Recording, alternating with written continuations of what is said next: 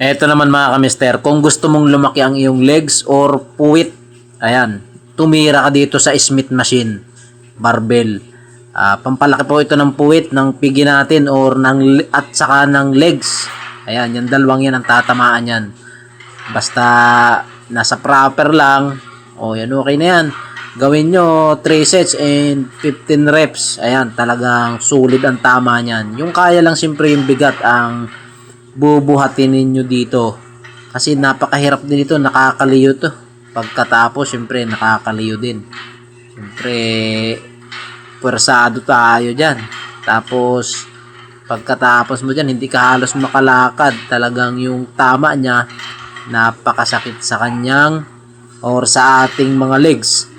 Saka, siyempre mararamdaman mo kinabukasan, masakit na rin yung pigi mo or yung puwitan mo.